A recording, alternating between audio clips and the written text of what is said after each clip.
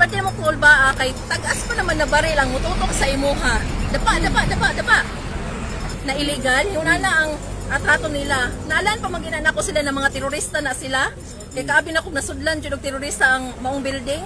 So mga NBI day sila sir. So after lipadapa. Ayan, asan mang kayo lupalop ng mundo. Good morning, good afternoon, good evening. Ang iyong likod, Kuya Marley PH, mga kababayan. Pag-usapan natin, mga kababayan, ang steel manufacturing dyan sa Davao, mga kababayan. Ayon di umano, dito kay Director Matibag, mga kababayan, ng NBI, mayroon daw problema. May radioactive daw, mga kababayan. Wow! Ito di umano radioactive, mga kababayan, ang kiniklaim. Totoo ba? Bakit pumalag, mga kababayan, ang mga trabahante diyan sa steel manufacturing plant, mga kababayan? At di umano, tinutukan agad sila ng mahabang baril, pati ang mga gwardya. Okay?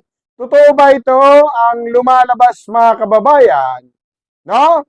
At pinatay ang CCTV, mga kababayan. Okay? Ano masasabi nyo dito, mga kababayan? Pinatay ang CCTV. May anomalya. Okay? Meron silang ginagawang hindi maganda. Wala na tayong magandang naidulot o pinakita sa taong bayan kundi kawalang hiyaan. Ito ba ay political style? Political ambition? Okay? Pakinggan po natin, mga kababayan. Regarding sa kanailang ginaano sir, base sa warrant nila na ilang ginaingon about radioactive.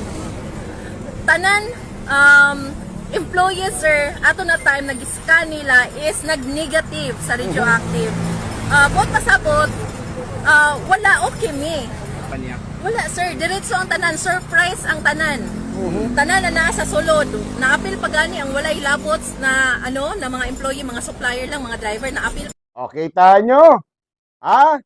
Hindi empleyado. Yung sinasabi ni ma'am na naapil, na isama pa na hindi empleyado. Oy, nako, yan ang sinasabi natin. Okay? Tama ba? Legitimate ba? Legitimate naman. Yun nga lang, nakasunod ba sa due process? Okay? Ayan. Tuloy! Pamanggani. Ang mga guard diri gitutukan na nila dayon dito sa baril. Tapos dito sa office, sa sulod, first to fourth floor, gipang tutukan nila tanan og baril. Kami, okay kayo amo ang pagpanar... Grabe, mga kababayan, tinutukan. Tinutukan agad. Agad-agad. Pati lahat pala ng nakatikim. So, natutroma ang mga empleyado dito, mga kababayan.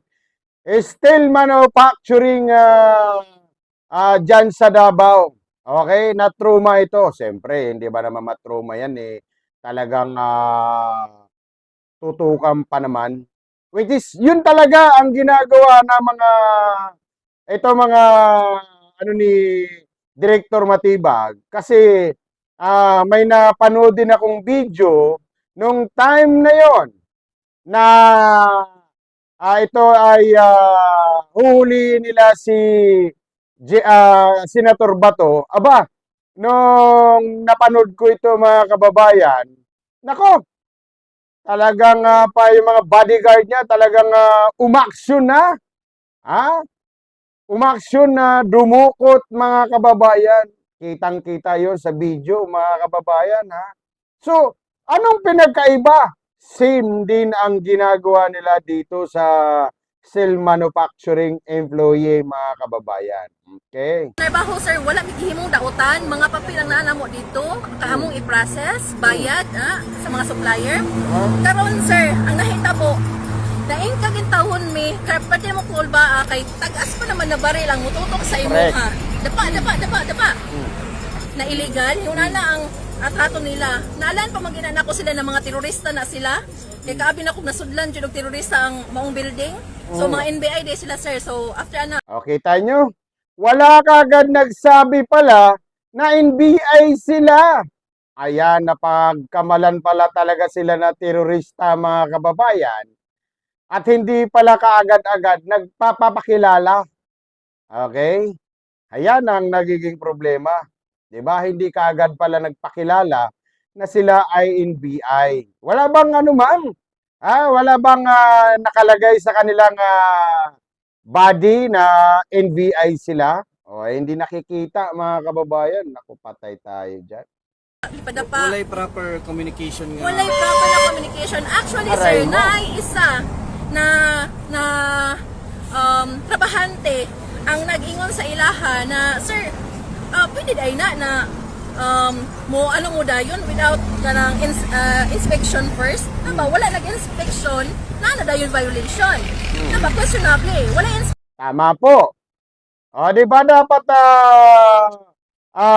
inano mo na to, biniay mo na or in-inspection mo na kung ito ba talaga ay kaugnayan dito sa sinasabing radioactive mga kababayan.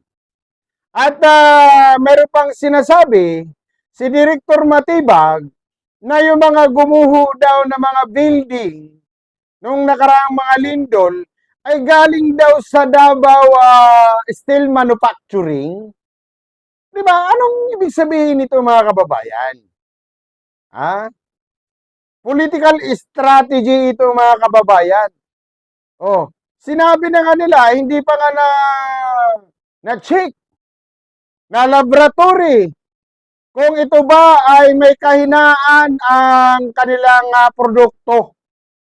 Oh, ayon dito, wala daw eh. Wala daw due process. Agad-agad. Okay, tuloy. inspection, wala demand letter, na yung violation. Karon sir, sige siya pangutana, pero ginapa-feel nila sa mga sir, ako personally sir, kusog jud kumutanaw kung unsa jud ang kalidad sa tao no. Naisa ka NBI sir, for example si ma'am ang naga-question, ginaana niya, sir, ano ba? Ginapaano niya?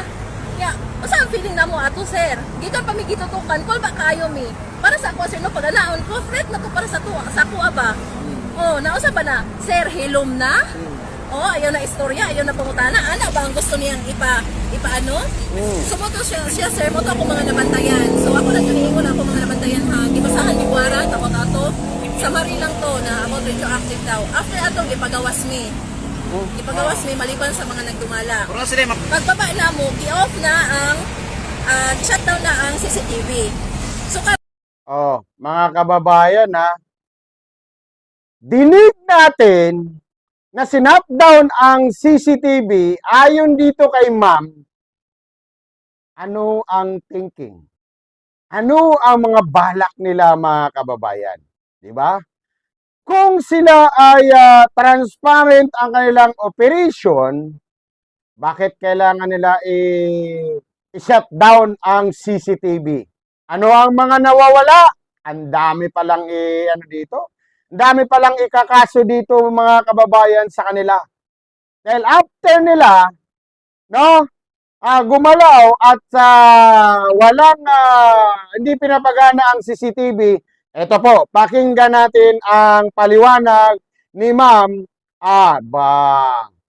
May mga kalukuhan pala. May mga nawawala pala mga kababayan. Diyan sa kanilang mga personal belongings mga kababayan. Ano masasabi nyo dito? Tutukan, pakinggan nyo mga kababayan ang sinasabi ni ma'am kung paano sila nawawalan ng pera at kanilang mga personal belongings mga kababayan. Okay? Pakinggan nyo. karon kami sir gipatapok may sagawa sa building. Kung sa man ilang gipangbuhat sir sa tibuok area na crime scene ang ilang gina-term. Sa tibuok dito, wala na may kabalo. Katag ang mga papilis, ang mga bag abre pati mga pitaka mo nang naay mga nawalan o mga cash, mga gamit nila. So kung O paano yan? Ano ang masasabi nyo? Ano ang sentimento nyo dito mga kababayan? Nawawalan daw sila ng cash. Bukas ang kanilang mga wallet. At iba pa. Ko Mariano Garapon. Ano bang hinahanap? Pera ba? Pera. Nawawalan di umano eh. Ng pera ang kanilang mga wallet. Nako. Maaring pwede ba ito maimbestigahan din? Bakit may nagkandawalaan? At bakit? Pina-shutdown ang CCTV camera mga kababayan. Ito na nga. Ang nangyayari. Nawawalan sila di umano ng pera. Okay, tuloy natin. kung radioactive lang ilahang anuhan sir, anong kailangan pa isa-isahon? Kung ang area ra man ang ilahang kuanan. So pila ka ba mga kauban ninyo ma'am karon ang gidakop nila? Ang gidakop nito sir 14. Moto ang last update po gahapon. Sinalakay ng NBI ang isang steel yes, plant sa gabi, Davao gabi. City. Ano kaya nadiskubre ng mga So, yon mga kababayan, narinig natin kasi sila po mismo ang naka-witness. Sila po ang nandiyan sa steel manufacturing at sila nandyan po habang nire-read ng mga NBI. Nako, naman talaga, oo. Ang lungkot naman ito mga kababayan. Hindi pala ito At kung ito ay legit, dapat, bakit kailangan ipasarado ang CCTV camera? At bakit nagkandawalaan ang kanilang mga personal belongings? Like cash. Yung mga wallet nila mga kababayan, mga bukas na. Okay? So anong masasabi nyo? At ito mga kababayan, ang sinasabi ni itong Director Matibag ng NBI mga kababayan. Ayan. Ate pong ito. Sabi niya dito mga kababayan, talagang nagyayabang pa ito. Nagyayabang ito mga kababayan. Ito po ang sinasabi ni Director Matibag. Okay, pakinggan natin. Ang nahuli namin, hindi ba to? Bakal, ha? Narinig nyo mga kababayan. Okay? So, ano ang masasabi nyo dyan mga kababayan?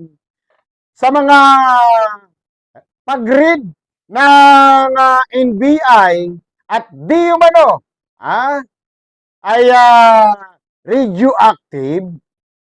Radioactive pero ilang taon na, ilang dekada na ang mga empleyado, hindi naman sila tinatamaan.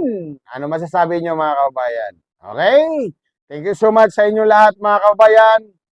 Sa mga nag-like, nag-share, no? At nag-subscribe sa bagong pumasok mga kababayan, no?